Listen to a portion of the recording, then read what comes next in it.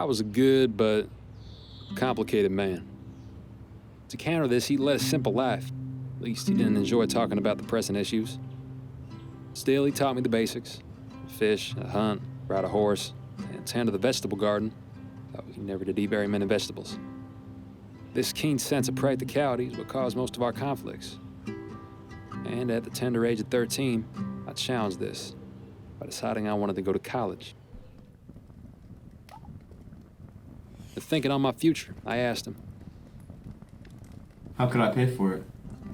I knew he wouldn't support me. For one, he just wouldn't. He couldn't afford to damage his pride, and certainly couldn't afford the financial cost. We made just enough to get by.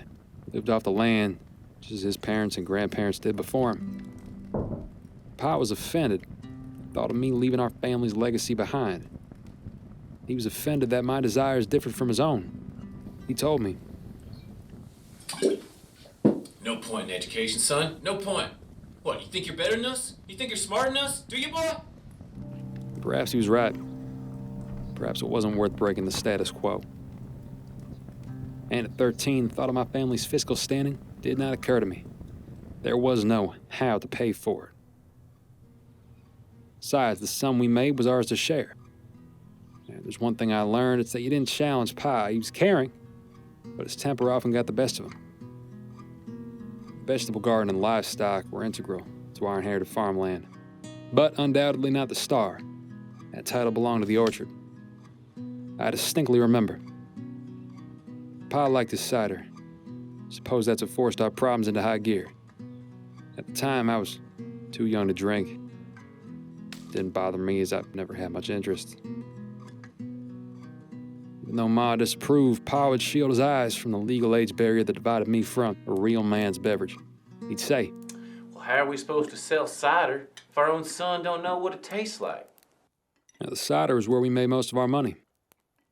Thought we made more bottles than we could sell. Still, it was good. Pa always tested the quality of his product. When I turned 15, after he noted that I'd grown a tiny trace of facial hair, he took out a bottle from our cellar. He handed it to me and he said, Here, son. Drink this. Not the most conventional first communion, but after I'd taken my first sip, he patiently waited for me to describe it to him. To me, the taste was strong, but there was little evidence of apples. It stung the edges of my tongue, and I tried not to cough at the burning in the back of my throat. Unusual for cider, but I think the orchard was a way for Pa to hide his problem. Cider consumed much of his mind, just as he consumed many bottles. I now wonder how we coined ourselves a family business. We made the bottles ourselves. That took time. Ma designed the label. It was plain but direct. With our family's name, Forrester Cider. Simple. Not that I dislike simplicity, but the slow, repetitive mundaneness of life caught up to me. I didn't want each day to play out the same way. It always did, of course. There was little to expect but the expected. My job was to help pick the apples. Sometimes I'd help carry crates for customers. I suppose he'd underestimated my ability or spared me from boredom. But the farm was to be passed on to me one day, so I had to learn how to care for it.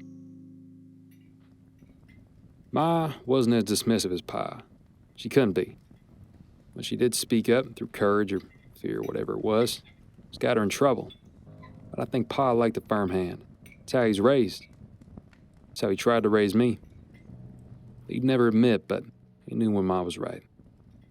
She often was.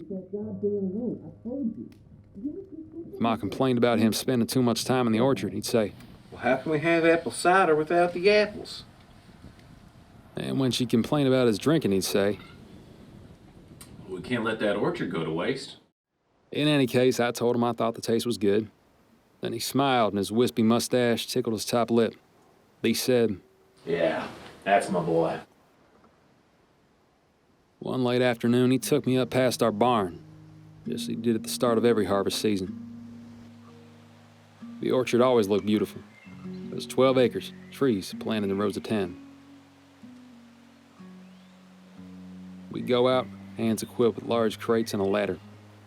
We'd talk, but Pa never did talk poorly of others. Gossip was a woman's sin, as he so graciously put it.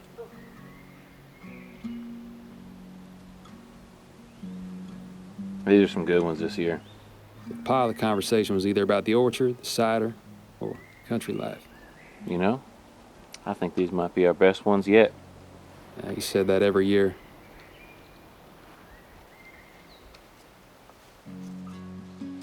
Sun. Only a matter of time before it grew tired and tucked itself into the horizon. Times I was convinced he worked harder, longer hours, the most vital energy source of the world. He was the sun of our farm's operation. I was the son of the sun. Despite my disregard for work, I always enjoyed the time we shared out there. It was our time. But it was strictly business. He spent more time cradling apples than he ever did me. At 15, I craved nothing more than his approval. Pa always said I was just like my mom. There was nothing special about my presence then. Would have taken anybody's help. But I always told myself it was him who wanted me there. I'd tell myself he was thankful. He certainly never did. You suppose we need another basket, Pa? Yeah, let's get these ones filled up first, and then we'll reuse them.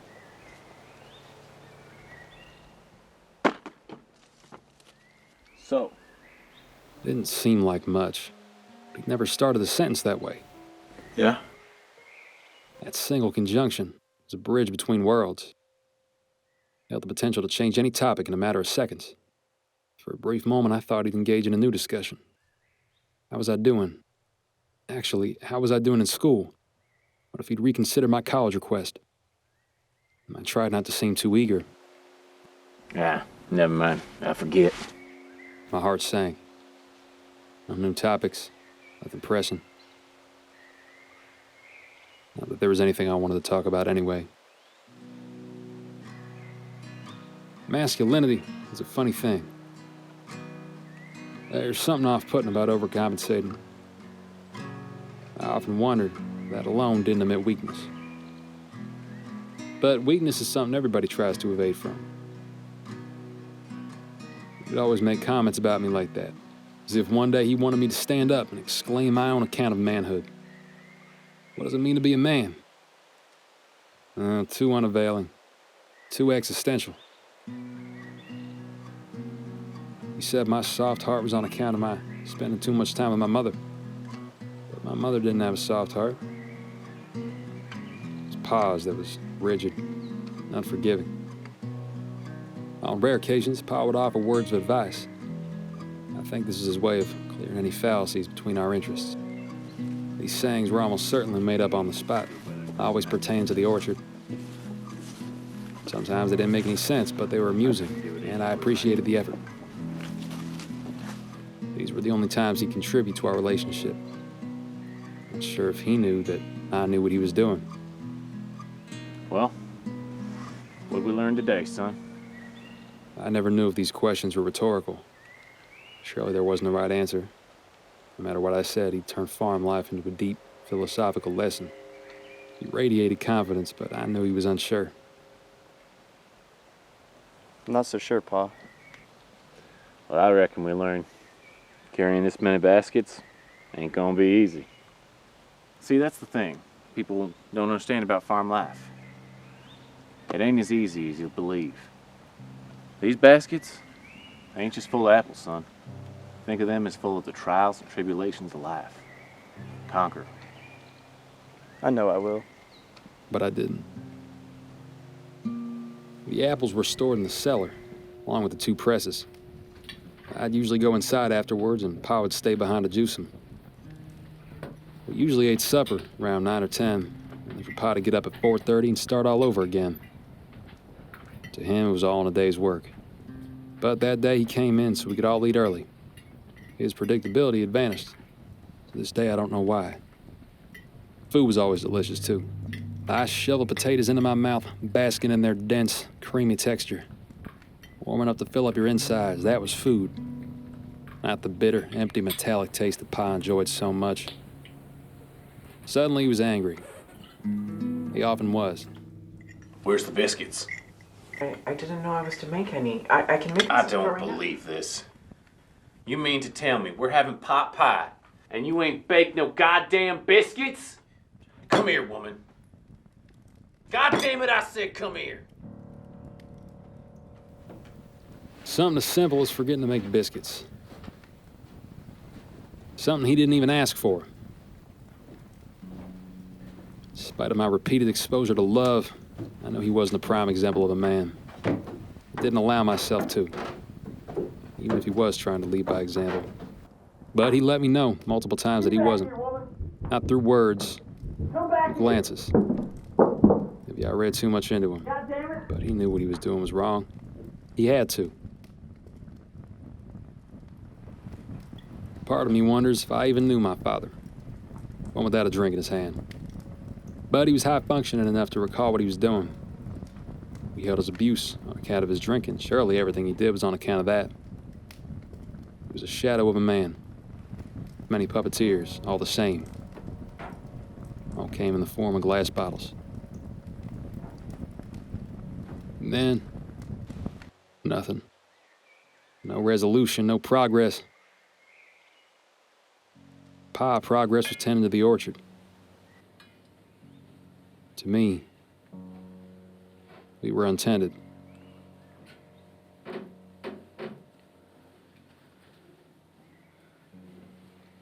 I was just thankful to see her there.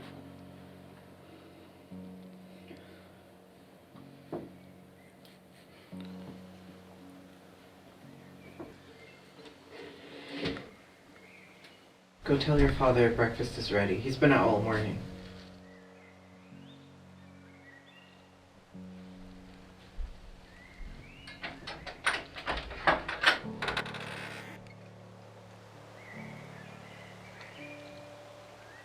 Pa! I wandered down into the cellar, but he wasn't there. Nor was he in the barn, or the garden. It wasn't like him to pick apples in the morning by himself, but I went to check anyway. I went barefoot on my father's name. I went through spider webs and low-hanging branches.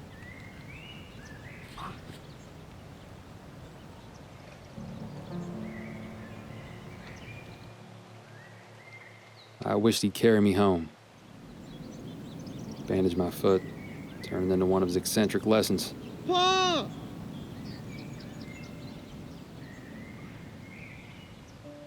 I wanted him to say, "Be careful, son.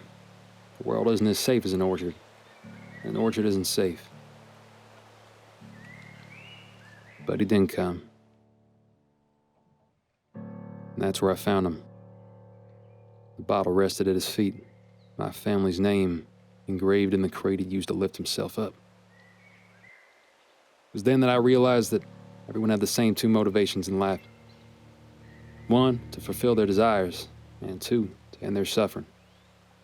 Pa knew what love was. He found it at the orchard. He knew he couldn't give it to us. He knew his love for cider was far stronger than his desire to stay sober. That's what killed him, not the alcohol.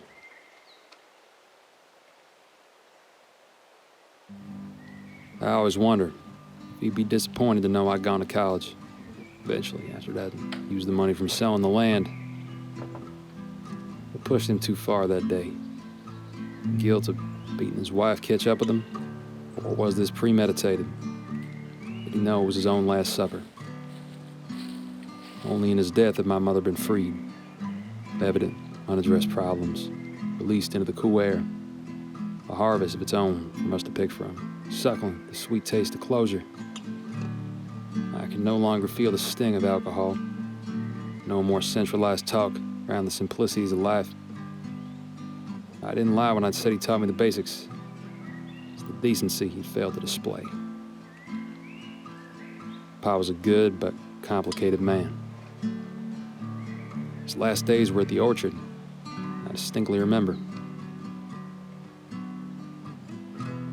12 acres, trees planted in rows of 10. I wanted them to know. I remember glass bottles, Forester cider. The philosophical lessons of farm life. remember late afternoons, large baskets, smell of eggs in the morning. Most of all, I wanted to know one thing. That one day, when my own suffering is over,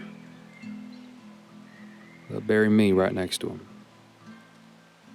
right under that tree.